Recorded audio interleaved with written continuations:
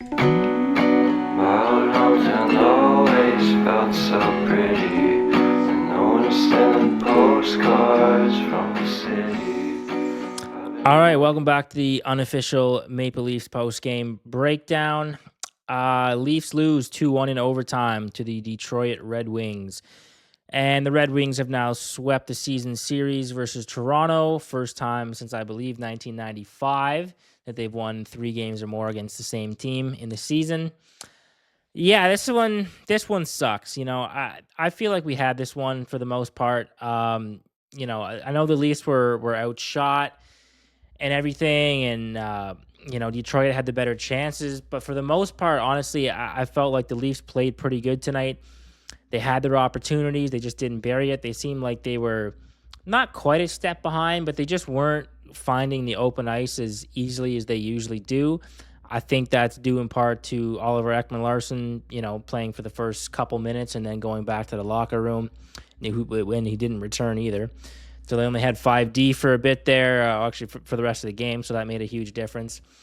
And no Nylander as well. You can really see the difference when there's no Nylander in these games. He's just such a carrying force with the puck. Especially in overtimes. Man, it seems like when he's out, we always go to overtime now, and we don't have him.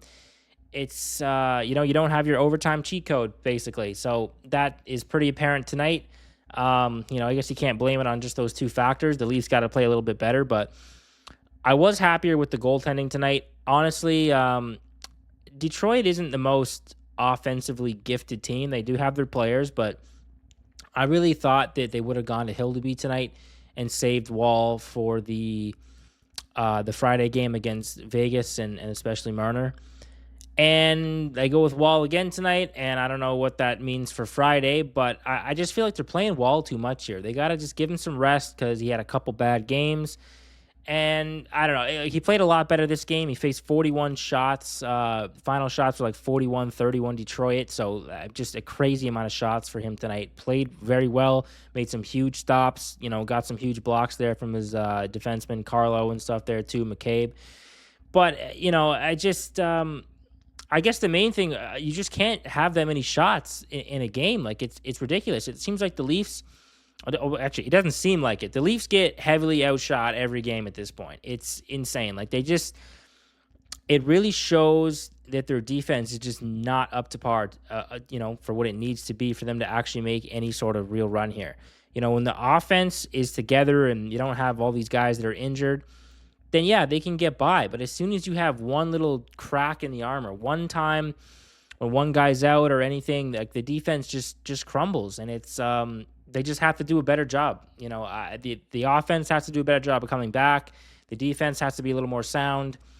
If they clean those things up, and yeah, they have a chance here. But if you're going to play like this, down the stretch and even after the Olympics, it's going to be tough. I really do and truly believe this team's going to make the playoffs. They have a lot of talent. They have a lot of great players. I really can't fathom them actually not making the playoffs. And I think as it stands tonight, despite how the other games are going to go, as of right now, they're 1 point out of a playoff spot. So it's not the end of the world. They get a point. They pick one up. It's, you get as many points as you can. It's better than zero. But it's a killer, especially something I've really noticed with this Leaf team too. Whenever they're in a close game now, they always seem to get dominated towards the last couple minutes of the period, especially in the third. When it's tied 1-1 and like Detroit has all this pressure. They're just coming wave after wave. And there's so many times where the Leafs get the puck in their defensive zone. They have control of it. There's no urgency to it, which is fine. And they just dump it out. They just hand over possession time and time again, or they ice it. And it's so frustrating to see it because it's like, you guys can't just be standing there waiting for the other team to come down and then, try to block them or hope Wall gets a save. Like, you have to go on the offense there. We've seen them before lose games in the last couple of seconds or a minute of a game because they don't actually make any sort of offensive try, to make it an even matched game at the end. They just dump it out, give over possession, and wait for the other team to come down. And I don't know if that's a coaching tactic at this point or just a Leaf reaction to them wanting to get at least 1 point because they know they need any point they can get. And I don't know. It just it's a frustrating way for them to play right now because you want to see them try hard at the end of the period and fight for everything they can. Why can't the Leafs win it in the last 30 seconds or a minute? Why is that not possible? It's that's a frustrating part of this team right now. I don't know. It's got to be a coaching tactic, I would assume. I don't think they're just going out there and doing that as a reaction to it. So if that is, they got to change that really soon. Um, Scott Lawton was great tonight. I always usually bet him for a goal or whatever else. I didn't tonight. But he's been making a huge impact on this team lately. It just seems like ever since Christmas, he's sort of found his groove. Every game now, he's either contributing on the scoreboard or physically. He's picking fights, he's hitting guys, he's making great little plays. So he's a guy right now that is like one of the top three players in this team. Honestly, I know it's not maybe the offense you want to see from him, but I don't think he's that type of player anyways. But he's a huge factor for just willing this team to get any sort of points in the games that they're playing right now. Yeah, what else we got? Yeah, Detroit scores with 17 seconds left in the first period too. It seems like they always say you can't get scored on in like the first minute of a period, the last minute of a period. It gets in the middle there. It's not great either. But the other team's going to score on you at some point. But in the last 17 seconds of a period, when you have the lead 1-0 going into the second period and you give up that last second goal, it's such a heartbreaker because the other team is fired up from that. I don't know. You want them to just do something else, and obviously it's going to happen sometimes, but with this team, they just seem to really take their foot off the gas in the last little moments of a period there or even in overtime or something. So I don't know. I think they just need to have a better complete, like a period game from the first puck drop to the last buzzer, basically. I don't want to see them just kind of stop skating there and just think the other team's going to stop skating as well. Like you got to play to the whistles, you got to play to the buzzer, you got to play the full 20 minutes here because it's going to cost you. And especially because I heard this morning from like Real Cripper and Born that Detroit is a team that is not very good in the first period. They come out usually really slow. With their second period is really good. Wasn't really the case tonight. But with that being said, if you go into the second period with a 1-0 lead, that changes the whole dynamic of the game, but then you go into the second period now tied. It's even. Everyone's kind of tied up, scared of making some real, taking some real offensive chances. It's tough. So I think that would have changed the whole dynamic of the game for the most part if they hadn't given up that goal with 17 seconds left. Yeah, it's rough. Second period, the Leafs actually dominated that pretty well. I was actually surprised, even though nobody scored. Lawton gets a penalty shot, and I guess, if anybody on this team, I don't think Lawton's a bad person to choose for a penalty shot, personally. It was nice to see the Leafs finally get one because they've been owed one for the last several years, I swear. But, yeah, I don't know. Scott Lawton for a penalty shot isn't my favorite or number one choice. I would have said, he probably would have had a better chance just kind of ripping a slap shot from 10 feet out. Honestly, we've seen him do that a couple times. I think that probably would have been it would have optically looked better is my point. To go down there and kind of try to do a deke that I don't think you really have in your bag, but you're trying to pull something out. It's almost like he had too much time to think. You need a little pressure on that guy to really make the magic happen. And it looked like he just kind of overthought it. He just kind of thought himself too much there, whatever I'm trying to say. I'm not sure, but it was a pretty weak effort that kind of pissed a lot of people off, including me, I guess. So yeah, that was, an opportunity that was lost there, which that's tough. And the Leafs haven't scored on a penalty shot in almost 8 years. I think they said it was like either 2017, 2018 against Chicago or something like that. It's been a long time since the Leafs have scored in a penalty shot. So I guess that's going to continue tonight. It is what it is. Third period, Leafs get heavily outshot in that one too. And I feel like the third period was where they started to really take their foot off the gas.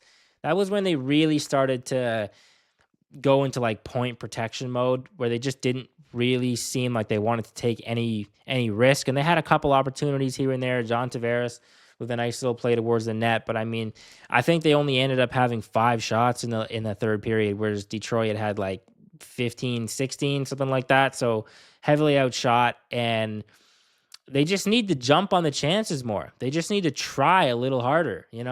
That's really just what it comes down to from my perspective. Obviously Detroit's a good team and they were very defensively sound in that third period, but the Leafs just never seemed to make any real offensive push. Whenever they had the puck, they just seemed to give it over, or any chance, they dump it in, but they wouldn't be the first man on the puck.